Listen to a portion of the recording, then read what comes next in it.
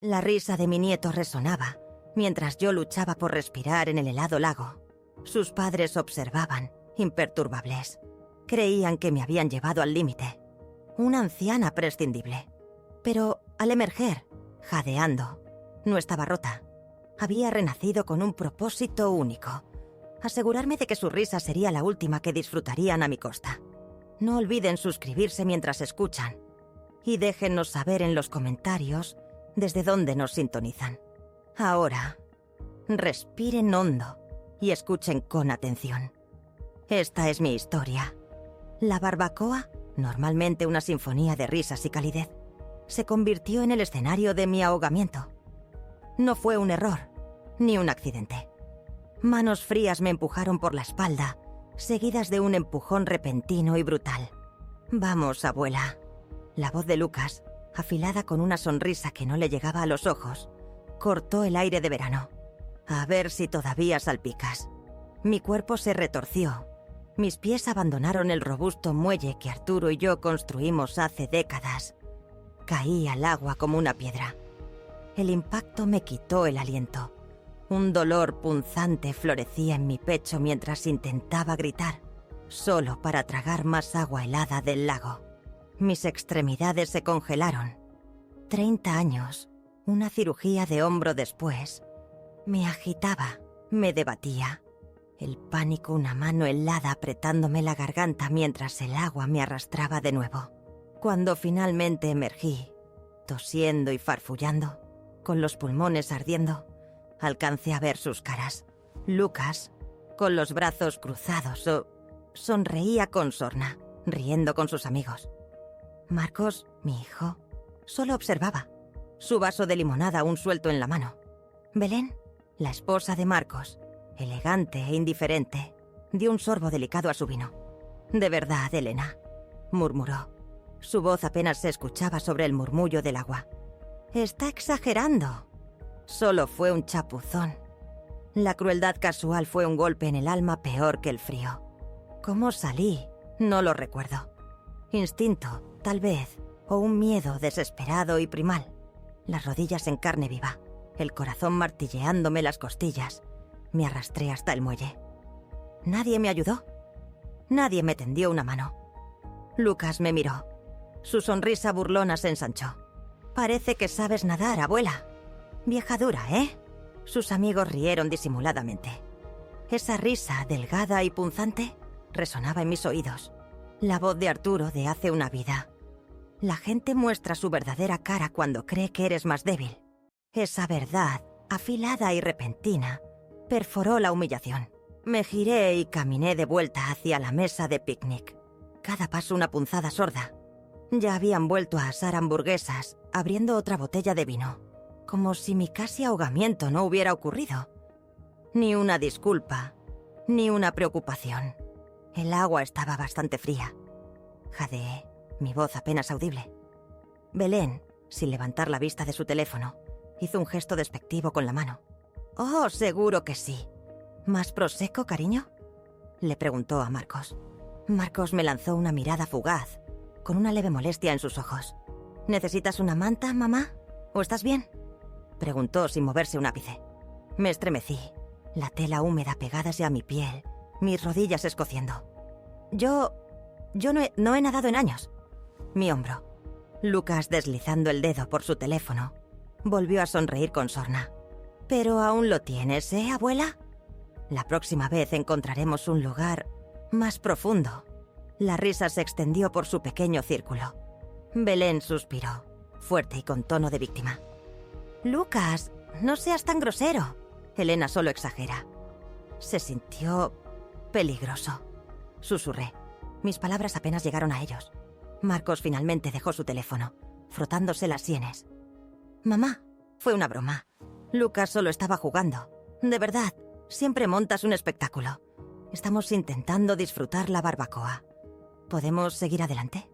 Los miré, sus caras inexpresivas, su cómoda indiferencia.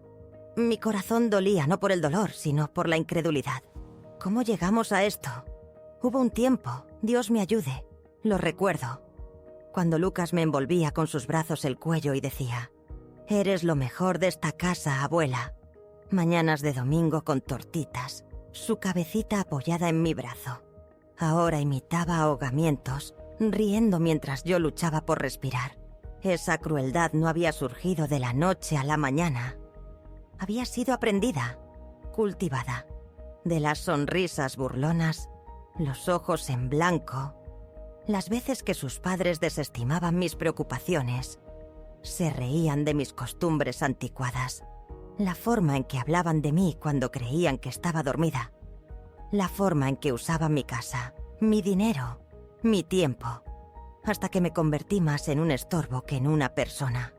Ahora estaba sentada en mi propia cocina, tiritando, mientras ellos planeaban su próxima escapada a Punta Cana. Dejé que el silencio se extendiera, esperando que alguno de ellos se diera cuenta. No lo hicieron. Esto era el momento en que dejé de poner excusas, el momento en que dejé de aferrarme al recuerdo de aquel niño cariñoso. Lucas se había ido. Un extraño ocupaba su lugar, moldeado por la indiferencia y enseñado en la crueldad. Me levanté, callada, tranquila, como siempre. Fui a mi dormitorio. Cerré la puerta con suavidad y me senté al borde de la cama donde una vez le leí cuentos a Lucas antes de dormir. El agua del lago se había ido de mi piel, pero no de mi corazón. Esa vergüenza, ese ardor, permanecían. Me di cuenta de que llevaba años secándome de sus crueldades casuales. Cada cumpleaños olvidado, cada préstamo sin agradecer, cada vez que me interrumpían, me desestimaban, se reían de mí. ¿El empujón al lago? Esa fue solo la primera vez que lo hicieron en público. Saqué mi diario y escribí una sola frase. Nunca más tendrán la oportunidad de ahogarme, porque a partir de esta noche, no solo me estaba secando, estaba despertando a una verdad que ya no podía ignorar. Alguna vez tuvieron un momento en que el mundo cambió y de repente vieron todo, realmente todo. Por primera vez, esa noche, mucho después de que la casa enmudeciera, la risa de Lucas resonaba en la oscura quietud, acechando cada uno de mis pensamientos. Me senté sola en mi habitación, la vieja lámpara zumbando suavemente a mi lado. La imagen de Lucas, mi Lucas, riendo mientras yo luchaba por mantenerme a flote, se reproducía en un bucle interminable. No era solo cruel. Era él, el niño al que había criado prácticamente, no solo como abuela, no como una visitante cariñosa en vacaciones. No, lo crié cuando a sus padres, Marcos y Belén, no les importaba. Cuando Marcos perdió su trabajo por tercera vez y el banco tocó a la puerta. ¿Adivinan dónde terminó Lucas? En esta misma casa. En mis brazos. Lo alimenté, lo bañé, le leí, lo consolé en sus terrores nocturnos. Puse su nombre en cada formulario de contacto de emergencia. Pagué su matrícula escolar cuando sus padres andaban cortos de fondos. Yo construí su mundo. Todavía recordaba el día en que tuvo su primer teclado de piano. Lo compré de segunda mano a una maestra de música jubilada. Gasté la mitad de mis ahorros en él. Se sentaba con las piernas cruzadas en el suelo durante horas, presionando cada tecla como si fuera magia. «Abuela», había dicho con los ojos bien abiertos, «esto es mejor que Navidad». Pensé, este niño siente profundamente. ¿A dónde se fue ese niño? Recordé cómo las cosas empezaron a cambiar, sutilmente al principio. Cuando cumplió 16, su teléfono nunca dejaba su mano. Dejó de sentarse a la mesa. Sus gracias se convirtieron en gruñidos. El contacto visual, desaparecido. Al principio lo achacabas a la edad. Los adolescentes son temperamentales, me decía a mí misma. Todavía te quiere, solo está creciendo. Pero no era eso. No solo creció, se transformó. Pequeñas cosas lo delataban. Bromas sarcásticas, burlas sobre cómo revolvía mi té, poniendo los ojos en blanco cuando contaba historias. Deberíase haber dicho algo entonces. Debería haberlo confrontado. Pero no querías agitar las aguas. No quería perderlo. En cambio, Me perdí a mí misma. Lo dejé hablar sobre mí. Dejé que sus padres se rieran cuando me desestimaba. Me dejé disolver en el fondo de mi propia casa. El niño que una vez lloró cuando me raspé la rodilla en el jardín, que solía besarme la mejilla y preguntar si los ángeles envejecían. Era ahora un extraño en mi cocina, haciendo bromas sobre ahogarme. Y quizás lo peor, todavía quería creer que quedaba algo de ese niño dentro. Pero esta noche dejé ir esa fantasía. Cerré el último álbum de fotos que tenía de él. Páginas de sonrisas desdentadas y velas de cumpleaños. Y lo puse en la estantería. No para olvidar, sino para protegerme. Porque el amor sin límites no es amor, es servidumbre.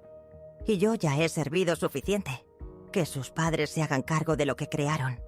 Que presuman de sus solicitudes universitarias, de sus seguidores en redes sociales, de su sentido del humor. A la mañana siguiente, lo sabía, lo compartiría todo. No con Marcos o Belén, por supuesto.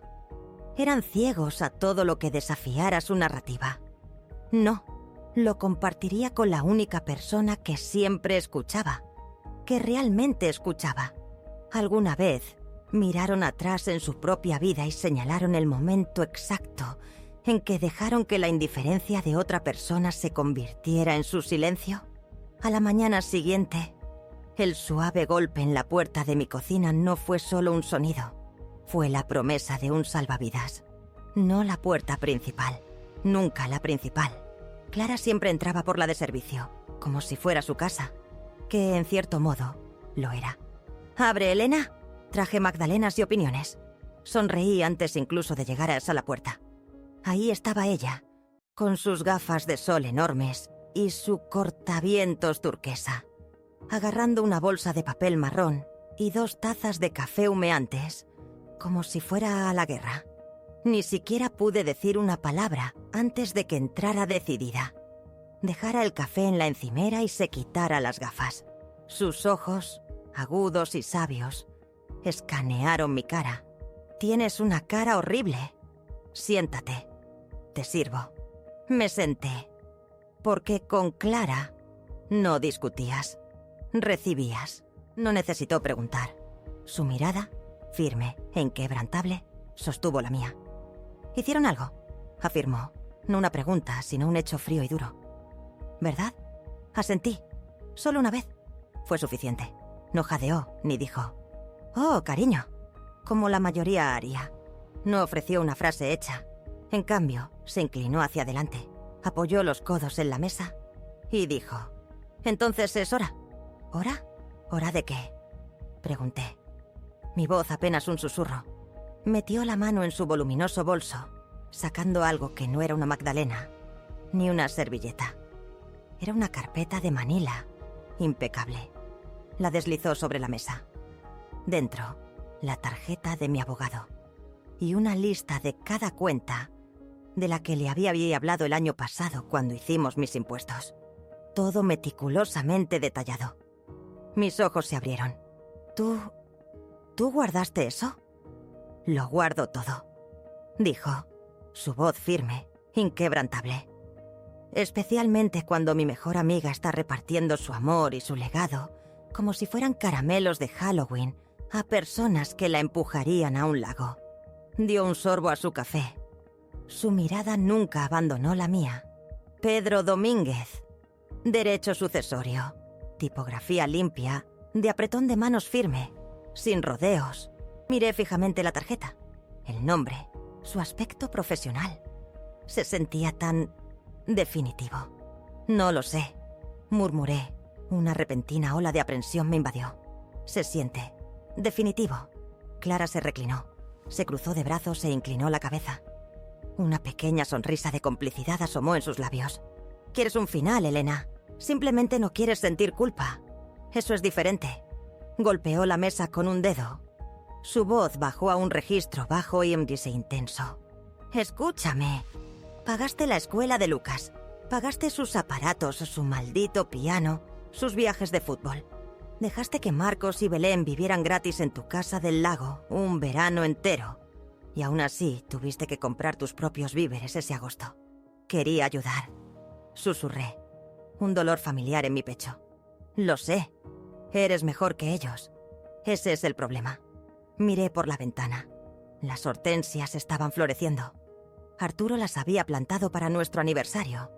Siempre decía que eran flores tercas, lentas en abrir, pero imposibles de matar. Me sentía así ahora. No quiero venganza, dije, las palabras sintiéndose extrañas en mi lengua. Clara extendió la mano y me apretó la mía. Su toque, cálido y firme, me ancló. Claro que no. Quieres liberarte. Y tenía razón. No quería gritar, ni quemar la casa, ni marchar a la habitación de Lucas a exigir una disculpa que él ni siquiera creía que merecía. Quería la paz que llega cuando finalmente dejas de rogar por ser vista. Clara se levantó y me puso de pie por los hombros. Vamos al centro. Vas a comer algo que no haya salido de una caja y luego llamaremos a Pedro. No he ido a ese café en meses. Admití, un ligero temblor en mi voz. Perfecto, dijo, agarrando sus llaves. Que vean cómo es la fuerza con rebecas y patas de gallo. Mientras conducíamos, con las ventanillas bajadas, el viento enredándose en mi cabello ralo, una simple y profunda realización me detuvo en seco. No me había sentido tan viva en años, y todo lo que hizo falta fue que alguien me recordara que todavía era mía. El café estaba lleno. El tintineo de los platos y el murmullo bajo de las conversaciones me envolvieron como una manta gastada. Clara removió el azúcar en su expreso con determinación, como si estuviera mezclando una poción. Luego deslizó la segunda taza hacia mí por la mesa. Bebe, vas a necesitar carácter y cafeína. No sé cómo se equivocaba. Habíamos llamado a Pedro Domínguez justo después del almuerzo. Me dijo que fuera esa tarde. Dijo, trae todo lo que tengas y no te andes con rodeos. No lo hice. Traje los documentos originales de la fideicomiso. La carpeta que Arturo y yo habíamos reunido después de su derrame cerebral. Y una copia doblada de la carta del fondo universitario, de cuando Lucas todavía estaba en la secundaria. Todavía emocionado de mostrarme sus calificaciones. Recordaba imprimir esa carta. Qué orgullosa estaba. ¡Qué esperanzada! $50,000. Murmuré mientras Pedro la hojeaba. Empecé a apartarlo cuando tenía 10 años. Dinero de cumpleaños, bonificaciones, devoluciones de impuestos. Incluso me salté unas vacaciones un año. Arturo y yo estuvimos de acuerdo. La educación primero. Pedro Domínguez levantó la vista de los papeles, con el ceño fruncido. Todo sigue ahí, intacto. ¿Aún no lo ha necesitado? No, dije, mi voz hueca. Ahora está en un instituto de formación profesional. Dice que quiere cambiar el año que viene. Ese siempre fue el plan. Hasta que decidió que yo no encajaba en un muelle o en su vida. Pedro Domínguez no hizo preguntas. Solo asintió, como lo haría un cirujano antes de operar. ¿Qué quieres hacer, Elena?, preguntó. ¿Cambiar el beneficiario? ¿Redirigir los fondos? ¿Cerrarlo por completo? Miré al techo por un momento. Luego susurré. Nada, todavía no. Pedro Domínguez levantó una ceja. Quiero observar, dije. Quiero ver cómo me tratan cuando piensen que estoy frágil. Cuando crean que están así de cerca de heredar. Quiero ver quién finge preocuparse y quién realmente aparece. Cerró el expediente lentamente. Eso es frío. Clara se inclinó. Es supervivencia, Pedro. Hoy no estamos quemando puentes. Solo estamos comprobando cuáles nunca fueron reales en primer lugar. Pedro Domínguez sonrió levemente. Me parece justo. Salimos de su oficina una hora después. Todo legalmente intacto. Pero mi perspectiva había cambiado para siempre. Ese fondo ya no era un regalo. Era un espejo. Pasé el resto de la tarde en casa, caminando de habitación en habitación como si estuviera inspeccionando una vida que ya no habitaba. Me detuve junto a la chimenea donde aún estaba la foto de bebé de Lucas. Esos hoyuelos, esa sonrisa, esa sensación de seguridad. No la quité. Todavía no estaba lista. En su lugar me senté a la mesa de la cocina y abrí una página en blanco, en mi diario. En la parte superior escribí: veamos quién me ama sin el dinero. Debajo hice 2 columnas: quién se da cuenta y quién me evita. El nombre de Lucas ni siquiera necesitaba ser escrito. Ya sabía dónde terminaría. Esto no era venganza. Esto era claridad. Porque a pesar de todos sus planes, de todas sus tramas susurradas sobre quién obtendría qué, cuando yo estuviera demasiado cansada para manejarlo, olvidaron una cosa: yo todavía tengo la pluma. Y no he terminado de escribir el final. ¿Alguna vez te has encontrado en una situación en la que el silencio hablaba más fuerte que las palabras? Y sabías, muy dentro de ti, que se avecinaba un cambio drástico. Empecé con cosas pequeñas, un tropiezo aquí, un paso más lento allá, tejiendo una silenciosa ilusión de desvanecimiento. Hacía pausas a mitad de frase, tocándome la frente como si olvidara lo que iba a decir. Mis manos temblaban un poco al servir el té, lo justo para que la taza repicara contra el platillo. Y el efecto fue inmediato, aunque no lo que la mayoría esperaría. No preocupación, no amabilidad, molestia. Lucas, antes rápido con un exigente: «Abuela, ¿dónde está mi cargador?». Ahora apenas gruñía un saludo. Si pedía ayuda para llevar la compra, suspiraba tan fuerte que pensarías que le había pedido que levantara un coche. Las bolsas pesadas se quedaban junto a la puerta hasta que me esforzaba por meterlas yo misma. Marcos, mi hijo, empezó a susurrar en la cocina cuando creyó que yo estaba dormida. «Está empeorando. No creo que esté tomando sus medicamentos». Seguía el ejemplo de Belén. «No puedo seguir limpiando sus desórdenes». Su voz adoptaba un tono familiar de fastidio.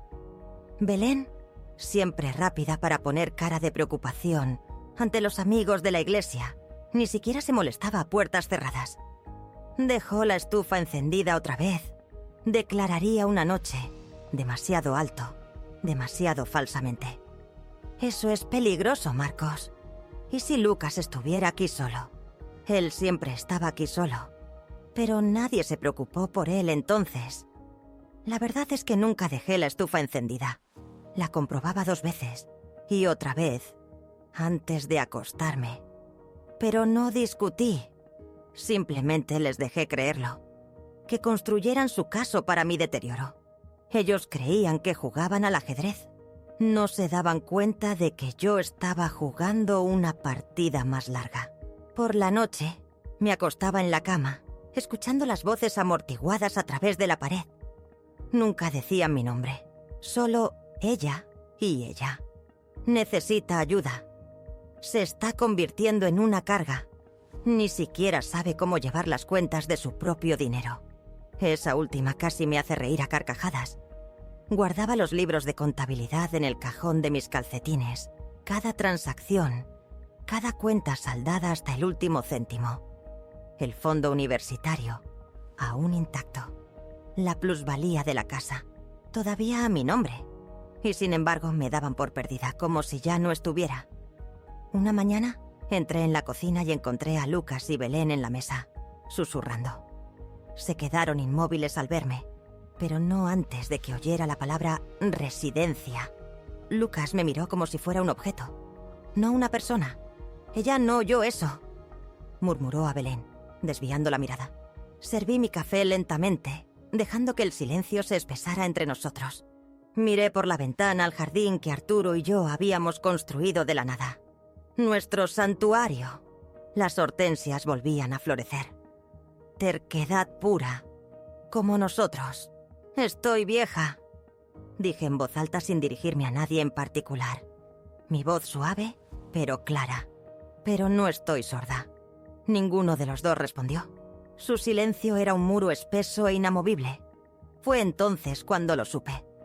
No solo esperaban que me desvaneciera. Estaban intentando echarme antes de que pudiera trazar un límite. Me querían fuera. Así que los dejaría seguir pensando que me estaba apagando. Que hablaran. Que susurraran. Me hacen más pequeñas a sus ojos. Un fantasma en mi propia casa, para que pronto pudiera desaparecer por completo. Y cuando lo hiciera, sentirían ese silencio como un trueno. Esa noche, abrí mi diario de nuevo. Dibujé una pequeña línea junto al nombre de Lucas en la columna «¿Quién me evita?», subrayándola 2 veces. Junto a los nombres de Marcos y Belén, escribí «Quieren la casa, no a la mujer que la habita». Cerré el libro y sonreí en la oscuridad. Que susurraran, porque yo estaba escuchando cada palabra. Y cada palabra era un paso más cerca de mi propia y silenciosa huida. ¿Alguna vez sentiste la escalofriante certeza de que tu presencia era solo una carga? Y que la liberación significaba volverte invisible. Una semana después, el golpe final llegó. No como un grito, sino como una broma escalofriante y casual. Fue idea de Belén. Una cena informal para sus amigos de yoga y los colegas de trabajo de Marcos. Haremos barbacoa, que sea ligero. Quizás puedas hacer esa tarta de limón que tanto les gusta. Horneé el pastel de todos modos, por costumbre. Quizás por apego. Pero no pensaba quedarme mucho tiempo. La casa apestaba a carne a la parrilla y perfume caro. Las risas, tenues y sofocantes, se derramaban desde el patio. Me quedé en la cocina, justo fuera de su vista, escuchando. Siempre escuchando. Entonces la voz de Lucas cortó el aire. Fuerte y gélida, goteando con ese sarcasmo engreído que Belén había perfeccionado. «Así que, escuchen esto», comenzó, relatando mi casi ahogamiento a un círculo de invitados medio ebrios. La abuela se cayó al lago en la barbacoa. Se agitaba como una tortuga panza arriba. Todo, ayúdenme, ayúdenme. Sus risas, reales y sin restricciones, perforaron mi tranquilo santuario. Él siguió. Y yo como, «Tío, no te estás ahogando de verdad. Probablemente estaba buscando compasión. Ya sabes cómo son los viejos. Usan la indefensión como arma. Una risita, luego un murmullo. Eso es oscuro, Lucas». Él se rió más fuerte. «Nah, está bien. Vieja dura, vieja dura». Eso era todo lo que veía. No a la mujer que pagó sus aparatos, que pasó noches en vela durante sus ataques de asma, que guardó con cariño cada dibujo que hizo. Solo un pájaro. Mis manos temblaron, no por la edad, sino por una rabia potente y ardiente. Luego la voz de Belén, suave y afilada como un bisturí. «Es un estorbo», dijo. «No es familia», le dije a Marcos. «Tenemos que pensar en el futuro, no en el sentimentalismo».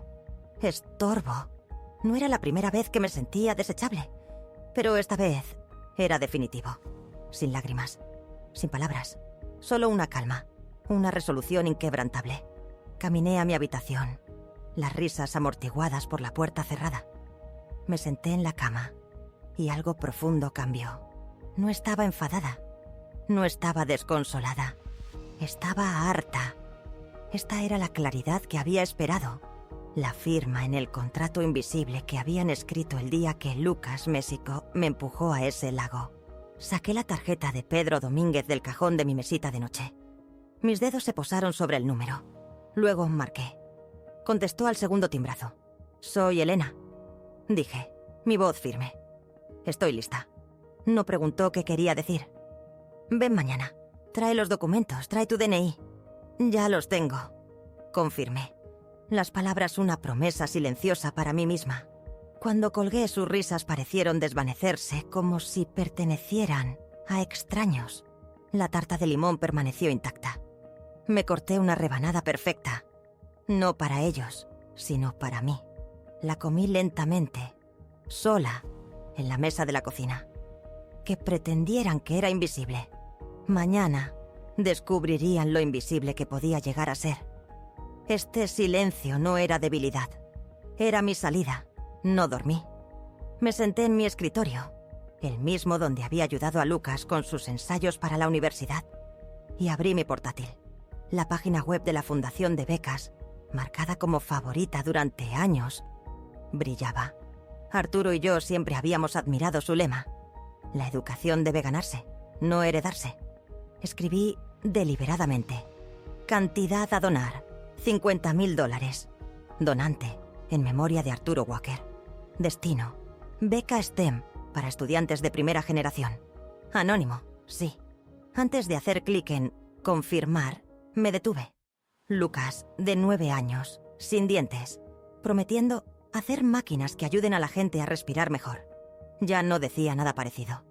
Confirmar. Hecho. Una transferencia limpia y permanente. Cerré la pestaña, sin mirar atrás.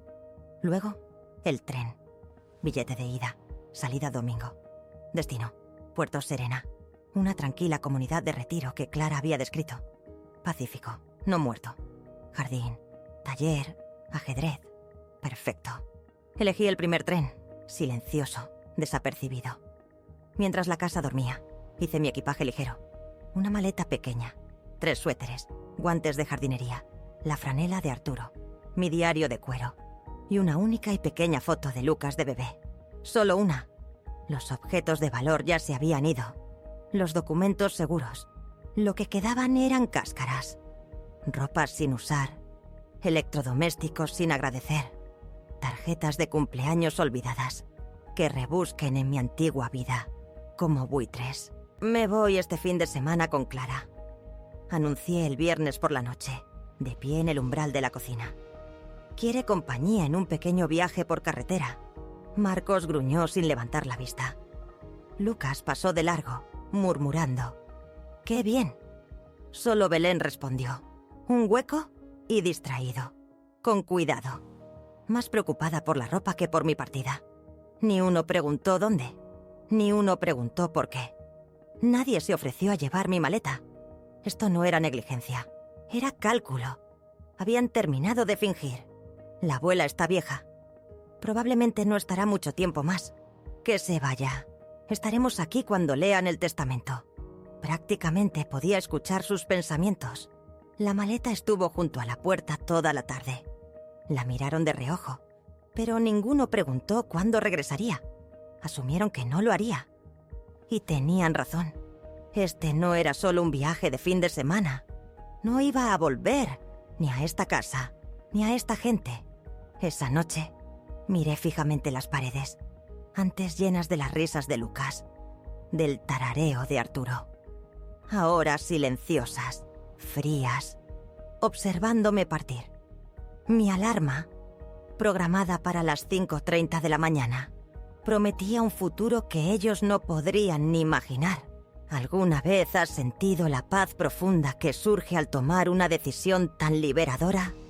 Que se sintió como una rebelión silenciosa contra todo lo que una vez conociste.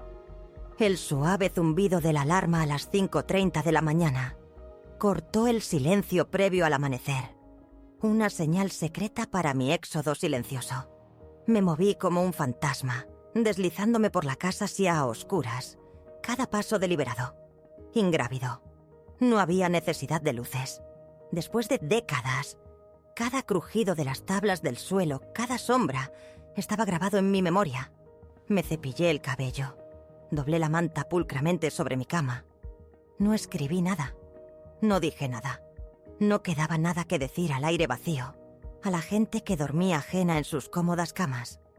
Clara llegó puntual a las 6:03, con las luces bajas, el motor ronroneando un suave y conspirador arrullo. Me quedé un momento en la sala de estar, mirando la casa que había contenido mi vida, las paredes que habían sido testigos de mi lento declive, y las personas que, lenta y laboriosamente, le habían vaciado de sentido.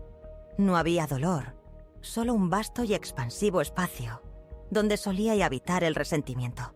Salí por la puerta principal, maleta en mano, cerrándola suavemente tras de mí.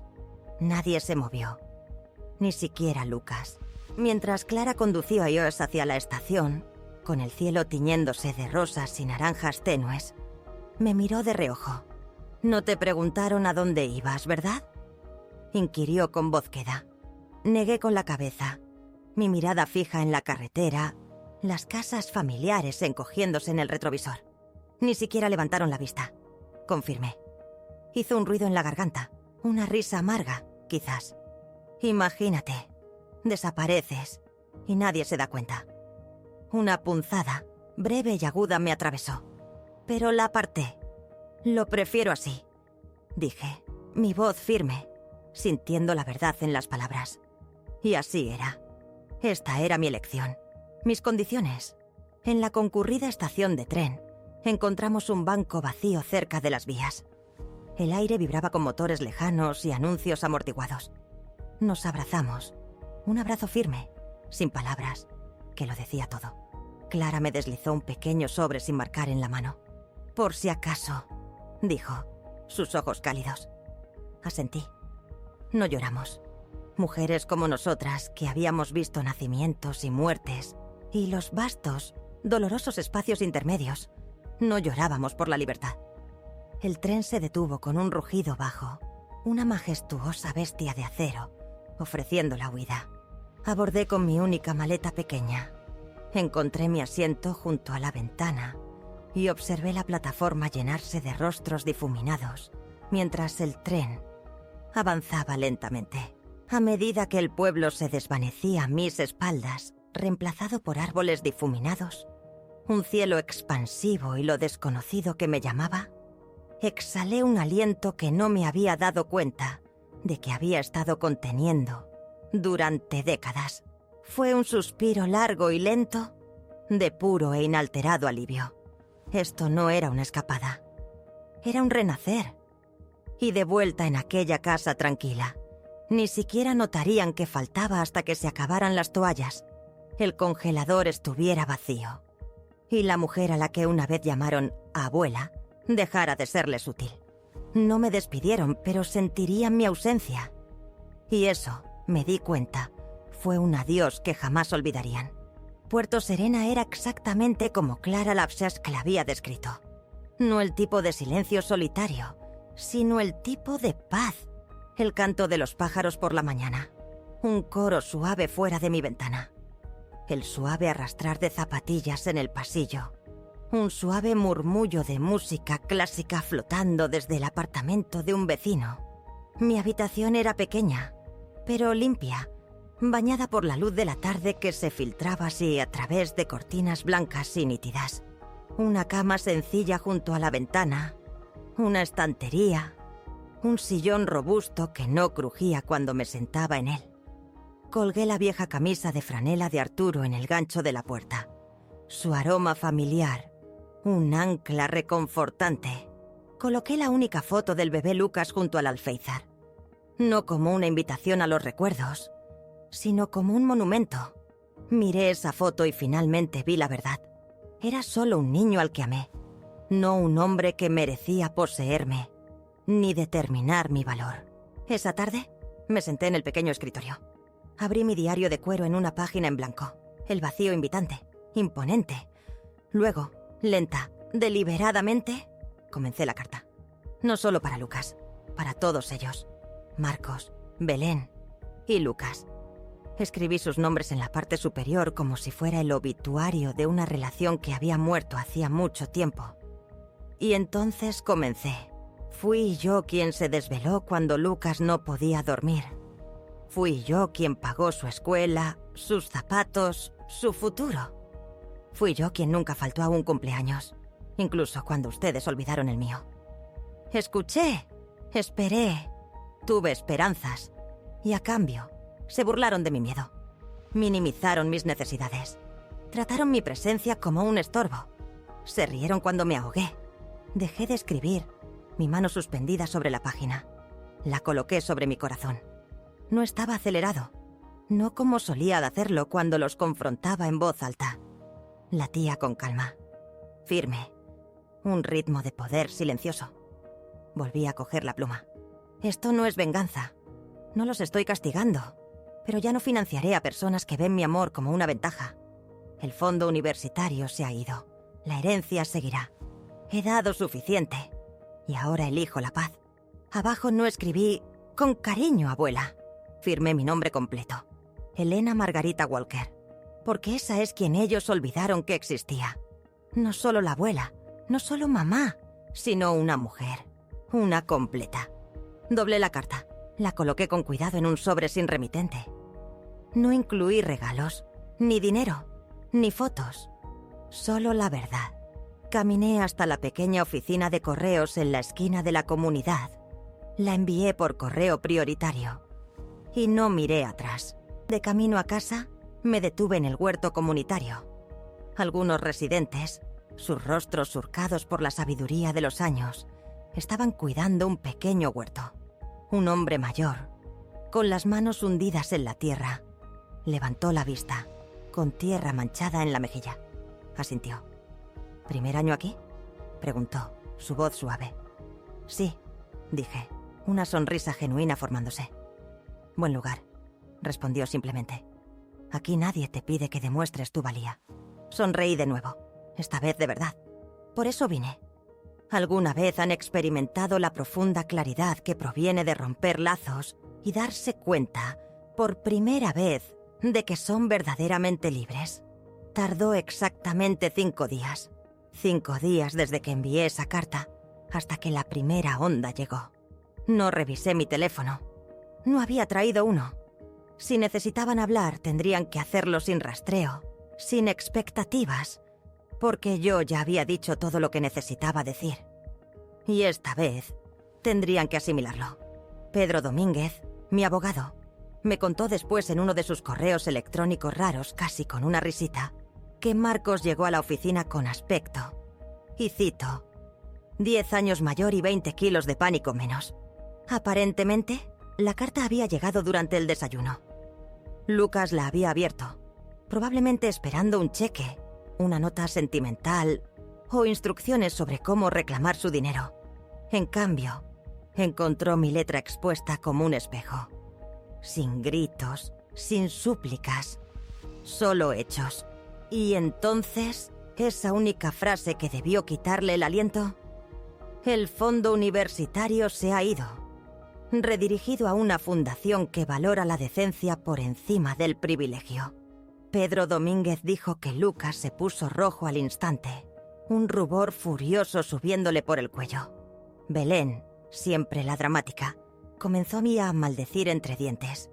Un sonido bajo y gutural que Pedro describió como completamente impropio de una dama. Marcos no paraba de repetir lo mismo, como un disco rayado, con la voz forzada. Pero pensábamos que esperaría. ¿Esperar qué? ¿Esperar qué? ¿A ser respetada? ¿A ser lo suficientemente útil? ¿A estar muerta? No, ya había esperado bastante. Ese día Pedro les entregó el resto. Documentos oficiales. La confirmación de que el fondo ya no era suyo, que yo había eliminado todo acceso digital, que toda la correspondencia ahora debía pasar por él. Me temo que se ha declarado inlocalizable, les dijo Pedro con voz tranquila y profesional. Está en todo su derecho. No escuché sus gritos, pero podía imaginarlos. Belén paseando por la cocina, furiosa porque su cuidadosa planificación se había desmoronado. Su futuro cuidadosamente construido, disolviéndose ante sus ojos. Marcos frotándose las sienes, la realidad de su plan de contingencia, desvaneciéndose ante él. Y Lucas, pobre Lucas, dándose cuenta de que burlarse de alguien hasta el silencio no funciona cuando esa persona abandona la habitación por completo. Sin correo electrónico, sin número de teléfono, sin dirección, solo la ausencia. Esa tarde me senté en mi nuevo balconcito. Una suave manta sobre mis rodillas, una taza de té de manzanilla humeando en mi mano. Observé a un par de gorriones discutir sobre una maceta, sus pequeños trinos un telón de fondo reconfortante. Era pacífico. No el silencio solitario, sino el tipo de silencio ganado. El tipo en el que te envuelves porque ya has gritado lo suficiente. No me sentí culpable.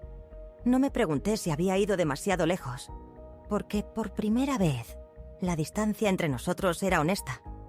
No había desaparecido. Me había retirado. Me querían callada, pequeña, complaciente. Ahora lo tenían. Solo que no de la manera que esperaban. No más ayuda con las facturas. No más préstamos de emergencia. No más cuidado de niños de última hora. No más fondo universitario. Solo silencio. Solo espacio. Y yo, Elena Margarita Walker, todavía respirando. Todavía viviendo. Solo que en otro lugar. Lo llamarían abandono. Le dirían a la gente que me volví loca, que huí. Que lo hagan. Porque algún día, cuando el polvo se asentara, recordarían que di todo hasta que casi me mata. Y luego me detuve. No porque fuera cruel, sino porque finalmente lo entendí. No tienes que prenderte fuego para mantener a la gente caliente. Y me negué a ser su cerilla nunca más. Pedro Domínguez me reenvió el primer correo electrónico 3 días después. Asunto. Urgente. Por favor, llámanos, mamá. Era de Marcos, lleno de frases en pánico y mala puntuación. Solo necesitamos hablar. No estamos enfadados. Estamos realmente confundidos. No sabíamos que estabas molesta. Lucas está angustiado. Por favor, solo déjanos explicar. ¿Explicar qué?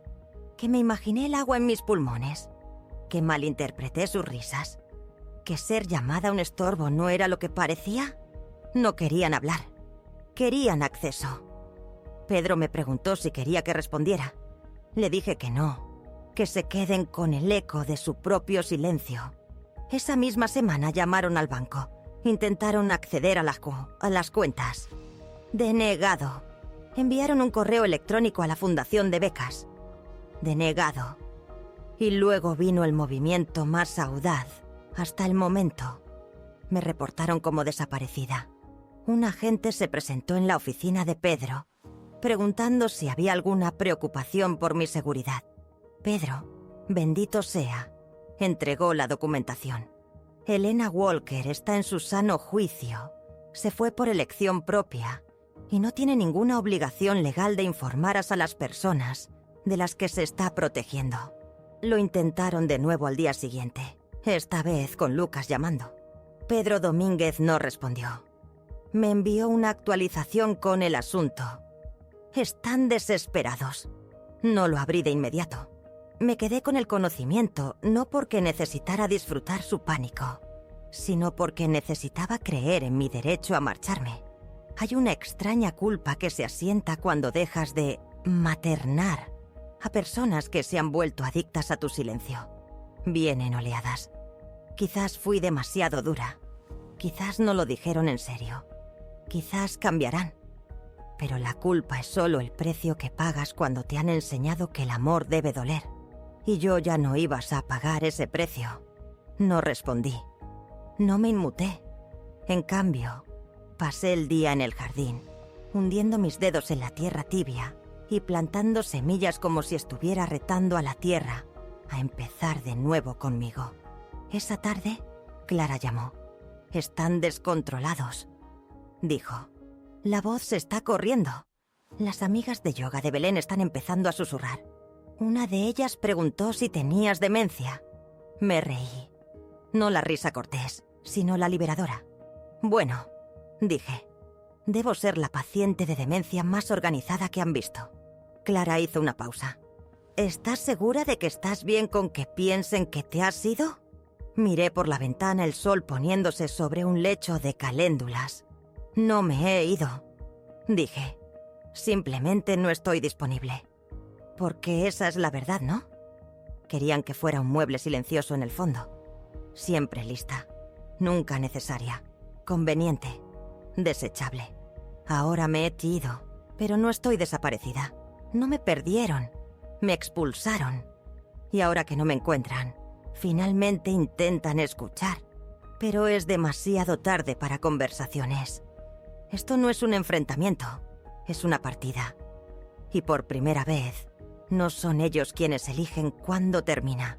¿Alguna vez han descubierto que el verdadero poder no está en la confrontación, sino en el acto tranquilo e innegable de retirar tu presencia? Pedro Domínguez lo llamó el momento en que el suelo cedió. Los había reunido. Marcos, Belén y Lucas. No porque finalmente entendieran, sino porque se negaron a creer hasta que lo escucharan de alguien con un título. La mandíbula de Marcos estaba tensa. El cardigan de víctima de Belén apenas ocultaba su rabia. ¿Lucas? Parecía un niño asustado. Su mundo ya no se doblegaba. Pedro Domínguez deslizó la carpeta impecable sobre el pulido escritorio. Sin cumplidos. Solo la verdad. Miró a cada uno a los ojos. Esto es de Elena Walker, afirmó, su voz tranquila, con un peso innegable. Luego leyó. A aquellos que asumieron que mi silencio significaba acuerdo. Lo di todo una vez. No moriré 2 veces. Marcos se inmutó. La boca de Belén se apretó. Lucas miró fijamente, con la mirada perdida. La voz de Pedro Domínguez se mantuvo firme. Tomaron mi tiempo, mi hogar, mi paz. Me agotaron mientras decían a otros que me cuidaban. Se burlaron de mí mientras me ahogaba. Luego se preguntaron por qué no emergí jadeando por su aprobación. Así que, déjenme ser clara. El fondo universitario se ha ido. La herencia ha sido reestructurada. La casa será donada. Mis bienes no irán a quienes me trataron como un estorbo esperando ser desechado. Marcos intentó interrumpir. Un sonido ahogado. Pero Pedro Domínguez levantó una mano. Ella me dio plena autoridad para leer cada palabra. Continuó. No recibirán nada de mí en la muerte porque no me dieron nada de valor en vida. Ni amor, ni respeto, ni cuidado. Amaron mi dinero más de lo que me amaron a mí. Y ahora, el dinero está con aquellos que aún creen en la bondad. Belén, me dijo Pedro Domínguez. Pasó de un rojo furioso a un blanco escalofriante, su fachada desmoronándose. Lucas murmuró. Inaudible. Marcos gritó. «¡Ha perdido la cabeza!». La respuesta de Pedro Domínguez fue tranquila. Devastadora. No, la encontró. Cuando Pedro Domínguez me envió la transcripción, la leí en mi jardín bañado por el sol en Puerto Serena, con una manta cálida sobre mis rodillas. Cada palabra era aliento. No venganza, sino registro. Esperaban que perdonara, diera, me desvaneciera. Hablé. Me fui, reasigné. Mi última frase, en negrita. Estar sola es mejor que ser utilizada. La fantasía de la herencia murió entonces, bajo luces fluorescentes, no con un estruendo, sino con la verdad. Salieron en silencio, no porque entendieran, sino porque no podían argumentar. Su control se había ido. Su eco, todo lo que habían dado por sentado. Algunos finales... Clara siempre decía, se disfrutan mejor desde la distancia.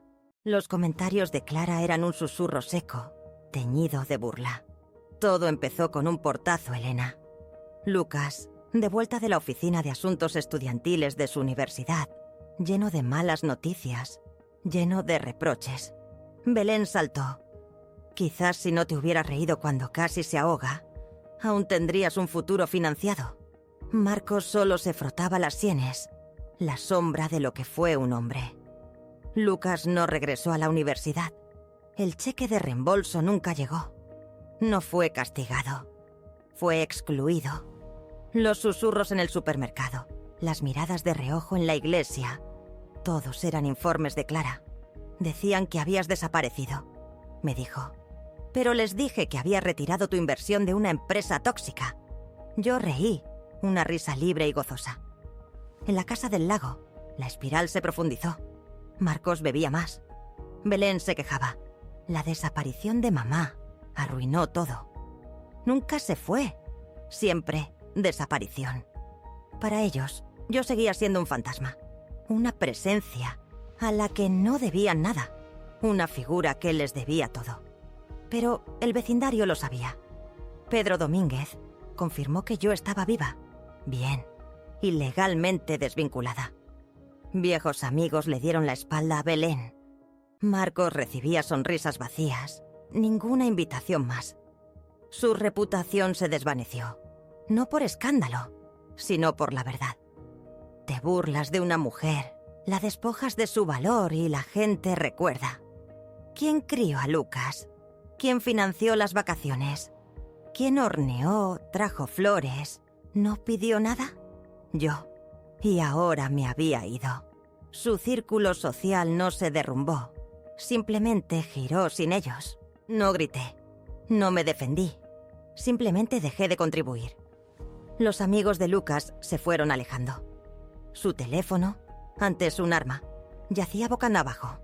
Marcos y Belén discutían más fuerte, sus peleas resonando por una casa que una vez olió a mi tarta de limón. El frigorífico solía estar vacío. El correo se amontonaba. Belén gritaba, Clara reportaba sobre cómo se atreve a llevarse todo. Pero no me llevé nada. Dejé las cortinas, los platos, las llaves, el silencio. Todavía se tenían el uno al otro. Pero creo que se están dando cuenta de que les gustaba que yo estuviera callada porque cargaba con el peso de su disfuncionalidad.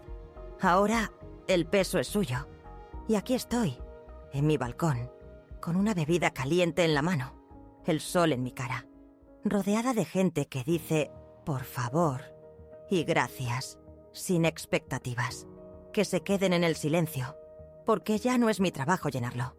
La paz tranquila y verdadera que encontré en mi libertad, la que susurra en lugar de gritar, fue la justicia más profunda que pude haber recibido. ¿Qué piensan? ¿La verdadera libertad se encuentra al romper lazos o en un tipo diferente de reconciliación? Compartan sus opiniones abajo y no olviden suscribirse para escuchar más historias de resiliencia y de cómo recuperar la autoestima. Su voz es importante para nosotros.